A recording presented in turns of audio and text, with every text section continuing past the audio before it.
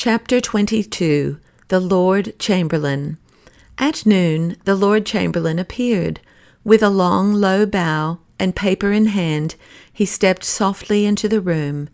Greeting His Majesty with every appearance of the profoundest respect, and congratulating him on the evident progress he had made, he declared himself sorry to trouble him, but there were certain papers, he said, which required his signature, and therewith drew nearer to the king, who lay looking at him doubtfully. He was a lean, long, yellow man, with a small head, bald over the top, and tufted at the back and about the ears. He had a very thin, prominent, hooked nose, and a quantity of loose skin under his chin and about the throat, which came craning up out of his neckcloth. His eyes were very small, sharp and glittering, and looked black as jet. He had hardly enough of a mouth to make a smile with. His left hand held the paper, and the long skinny fingers of his right a pen just dipped in ink. But the king, who for weeks had scarcely known what he did, was today so much himself as to be aware that he was not quite himself, and the moment he saw the paper, he resolved that he would not sign without understanding and approving of it. He requested the Lord Chamberlain, therefore, to read it. His lordship commenced at once, but the difficulties he seemed to encounter, and the fits of stammering that seized him, roused the king's suspicion tenfold. He called the princess. "I trouble his lordship too much," he said to her.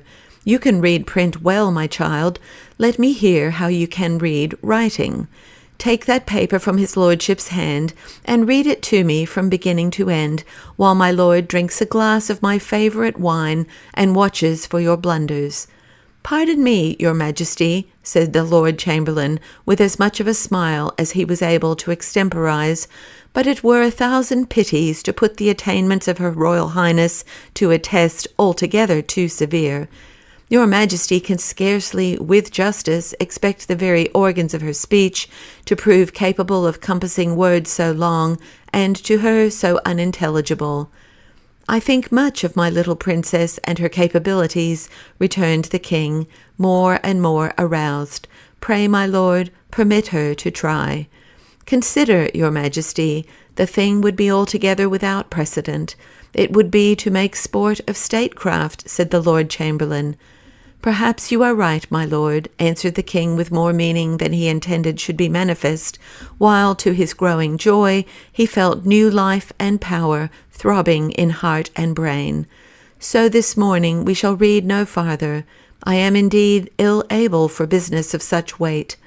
"Will your majesty please sign your royal name here?" said the Lord Chamberlain, preferring the request as a matter of course, and approaching with the feather end of the pen pointed to a spot where was a great red seal. "Not today, my lord," replied the king. "It is of the greatest importance, your majesty," softly insisted the other. "I descried no such importance in it," said the king. "Your majesty heard but a part, and I can hear no more today. I trust your majesty has ground enough, in a case of necessity like the present, to sign upon the representation of his loyal subject and chamberlain? Or shall I call the Lord Chancellor?" he added, rising. "There is no need. I have the very highest opinion of your judgment, my lord," answered the king. "That is, with respect to means, we might differ as to ends." The Lord Chamberlain made yet further attempts at persuasion, but they grew feebler and feebler, and he was at last compelled to retire without having gained his object. And well might his annoyance be keen, for that paper was the king's will, drawn up by the Attorney General, nor until they had the king's signature to it was there much use in venturing farther. But his worst sense of discomfiture arose from finding the king with so much capacity left, for the doctor had pledged himself so to weaken his brain that he should be as a child in their hands, incapable of refusing anything requested of him. His lordship began to doubt the doctor's fidelity to the conspiracy. The princess was in high delight. She had not for weeks heard so many words, not to say words of such strength and reason, from her father's lips. day by day he had been growing weaker and more lethargic. He was so much exhausted, however, after this effort, that he asked for another piece of bread and more wine, and fell fast asleep the moment he had taken them. The Lord Chamberlain sent in a rage for Dr. Kelman.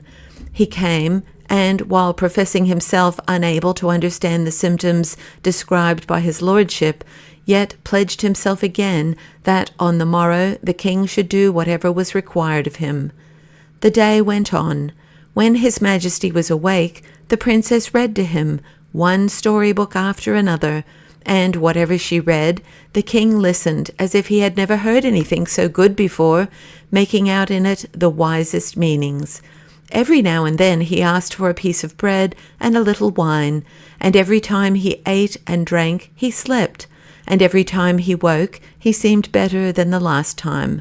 The princess bearing her part, the loaf was eaten up, and the flagon emptied before night. The butler took the flagon away and brought it back filled to the brim, but both were thirsty as well as hungry when Curdie came again. Meantime, he and Lena, watching and waking alternately, had plenty of sleep.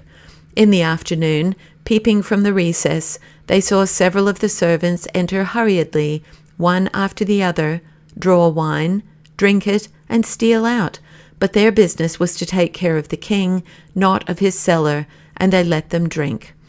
Also, when the butler came to fill the flagon, they restrained themselves, for the villain's fate was not yet ready for him. He looked terribly frightened, and had brought with him a large candle and a small terrier, which latter indeed threatened to be troublesome, for he went roving and sniffing about until he came to the recess where they were.